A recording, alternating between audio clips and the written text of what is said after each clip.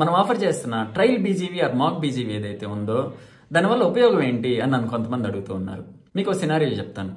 ఒక అబ్బాయి 2017 engineering pass out, కానీ తనకి ఫ్రెషర్ గా ఉన్నప్పుడు ఏవో పర్సనల్ రీజన్స్ వల్ల జాబ్ సర్చింగ్ చేయలేకపోయాడు. ఆ తర్వాత 2023లో ఒక కోర్స్ నేర్చుకొని ఫ్రెషర్ గా గట్టిగా జాబ్ సర్చింగ్ చేశాడు, కానీ అతనికి ఏ కంపెనీలోనూ జాబ్ రాలేదు.